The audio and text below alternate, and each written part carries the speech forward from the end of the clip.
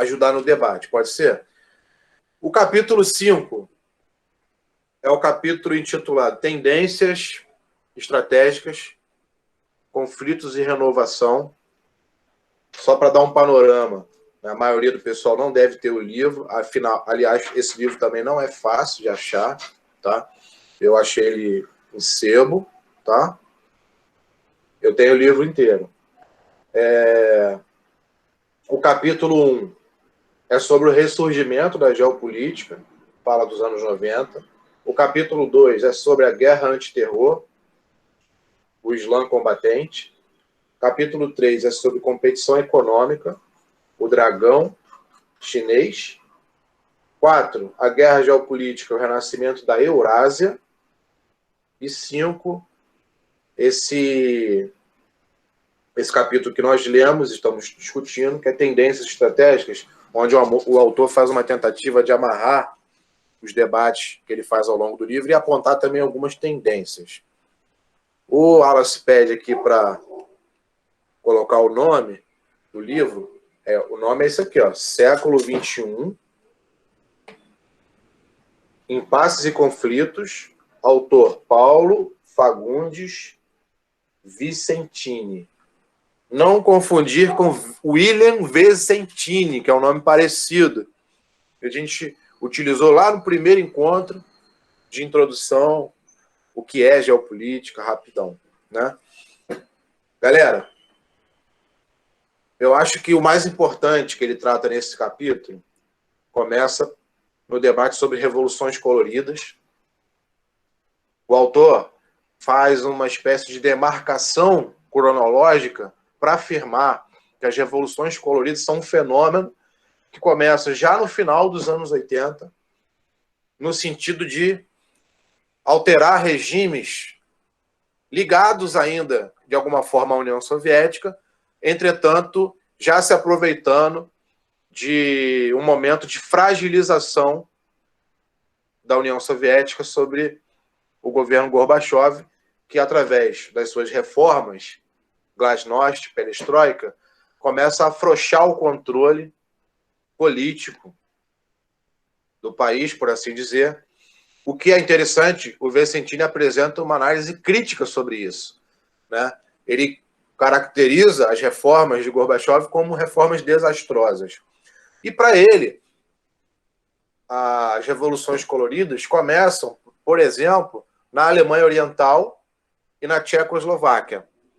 Ele cita esses dois casos concretos como uma espécie de início, né, de casos pioneiros das revoluções coloridas.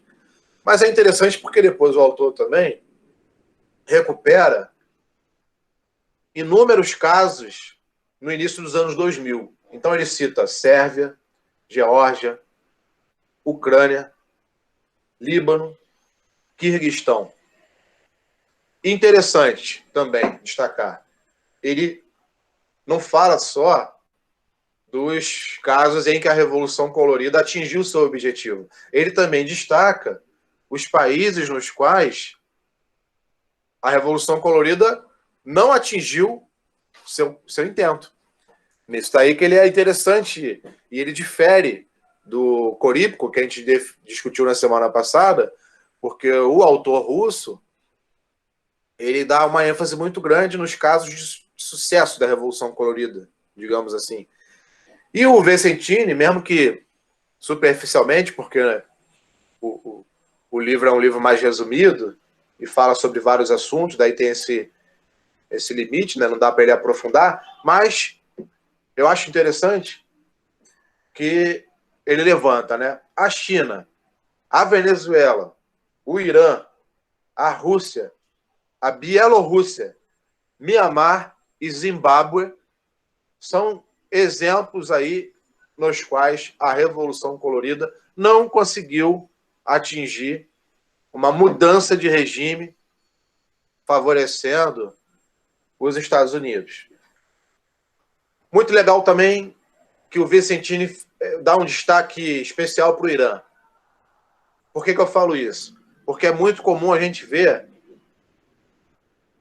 como é, né, de praxe da mídia ocidental, uma visão estereotipada e preconceituosa em relação ao Oriente Médio, né? Alguns até confundem, caracterizando tudo como mundo árabe, está até equivocado no caso do Irã, né? O Irã é um país persa, não árabe. E outras caracterizações equivocadas que até, em grandes medidas, são reproduzidas até no ambiente escolar e até em livros didáticos. Por exemplo, a diferenciação entre xiitas e sunitas, né? É um senso comum muito forte que xiita é o radical, sunita é o moderado. Isso não é verdade, né? Não corresponde à realidade. O autor tenta explicar isso de uma forma mais didática para quem está tão distante como nós daquela realidade, e ele compara, por exemplo, a diferença entre xiitas e sunitas como a diferença análoga ao que a gente tem no mundo cristão entre católicos e protestantes. Não necessariamente, né?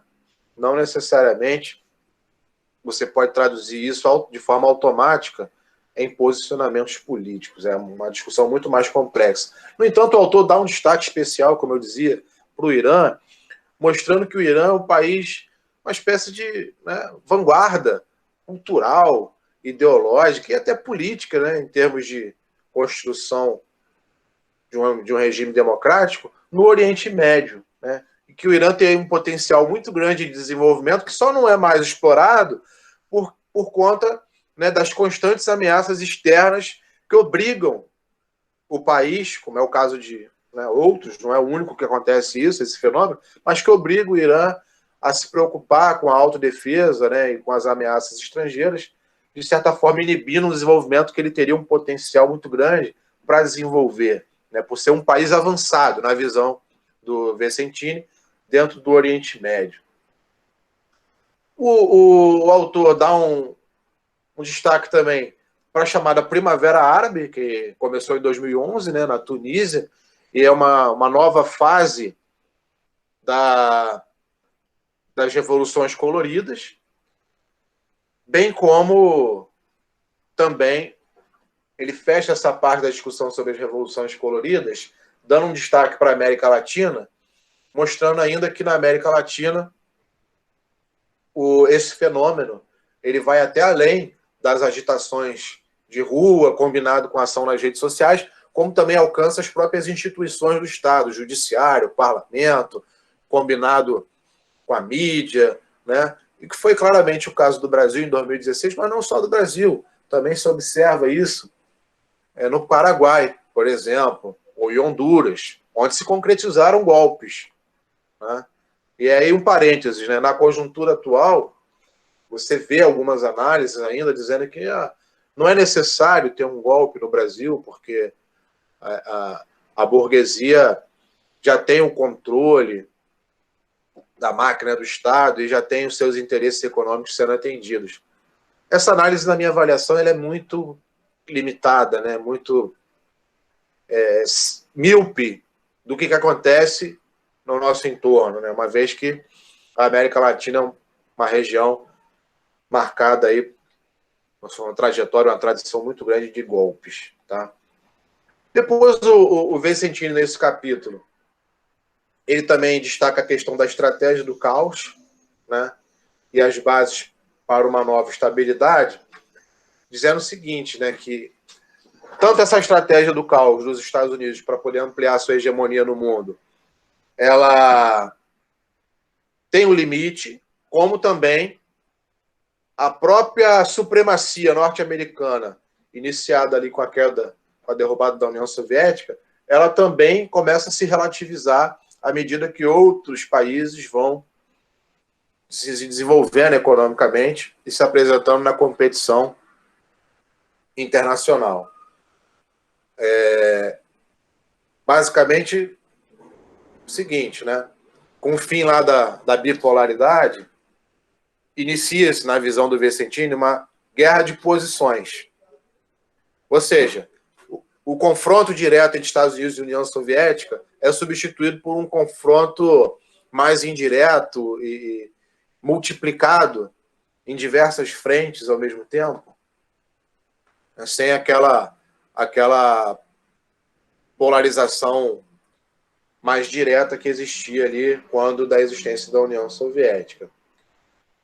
Então, com isso, tem, sobretudo, um papel de destaque os BRICS, Brasil, Rússia, Índia e China, que, seja pela questão da população, seja pelo território, quanto também da própria economia, permite a esses países ter uma participação e um peso cada vez maior no cenário internacional.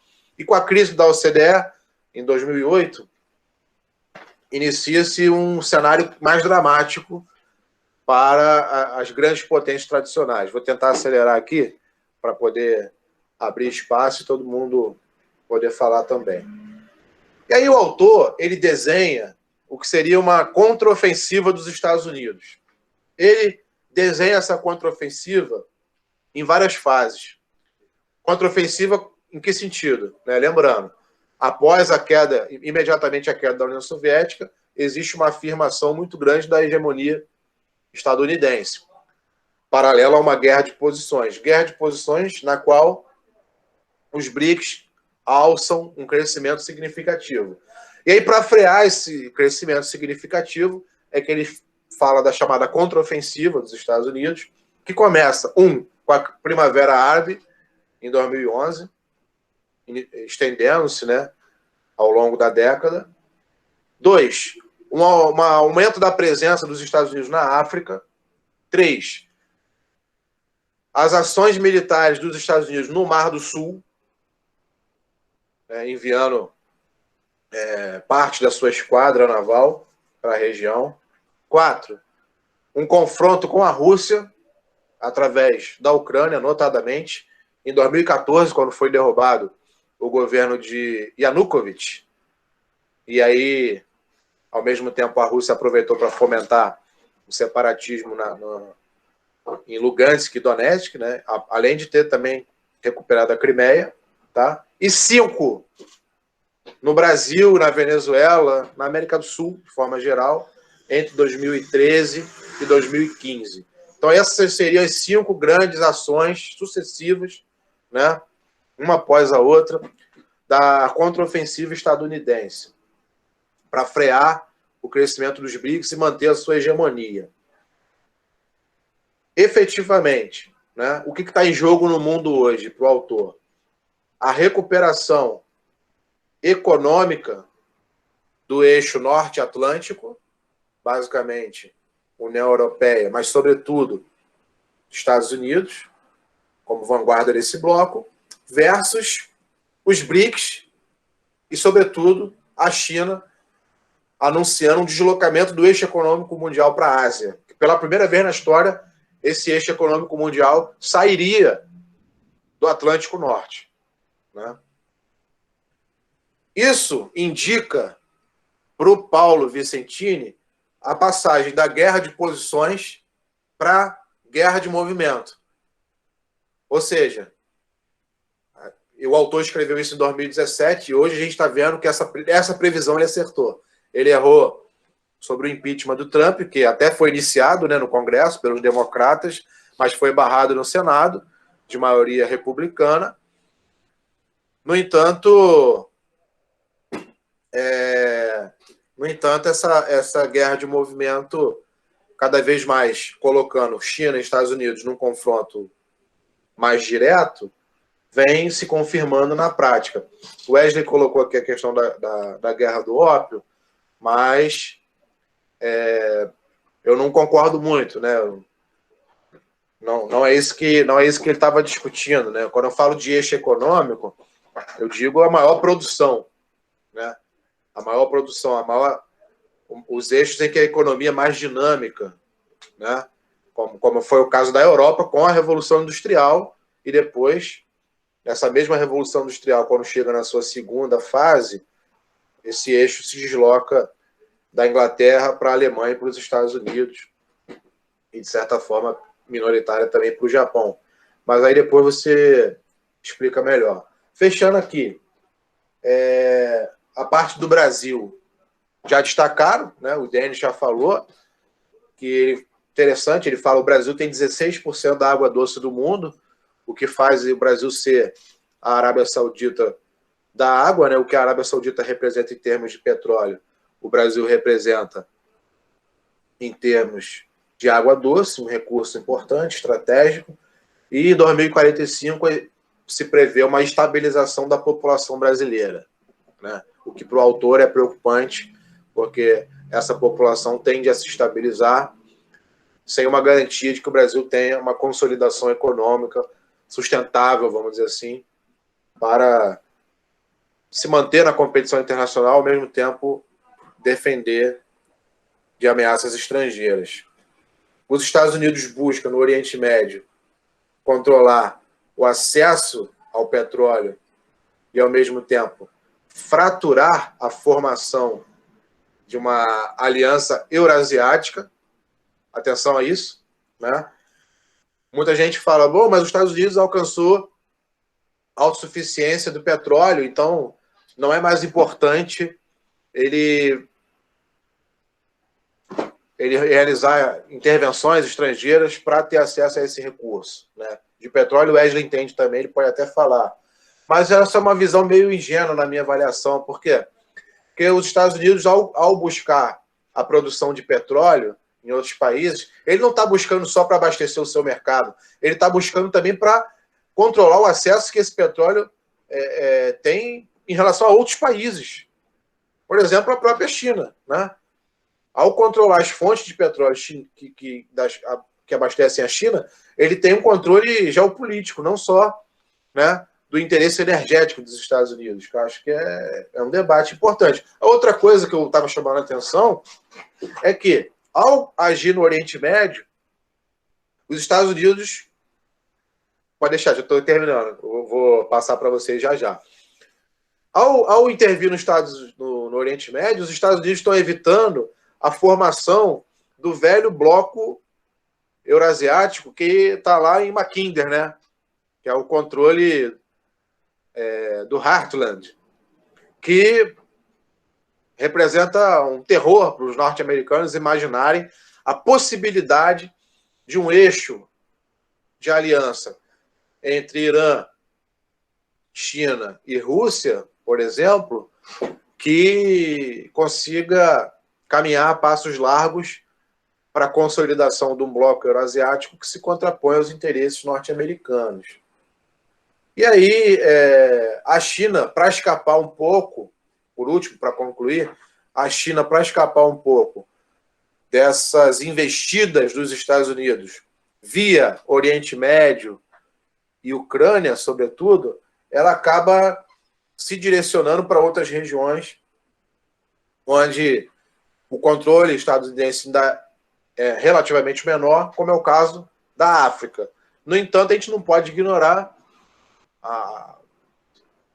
o significado, né, da nova Rota da Seda, que visa estabelecer uma expansão chinesa ali no entorno dessa região euroasiática. Era isso, pessoal. Desculpa aí me alongar, mas eu acho que é importante, a cada encontro nosso, ter uma apresentação do capítulo como um todo.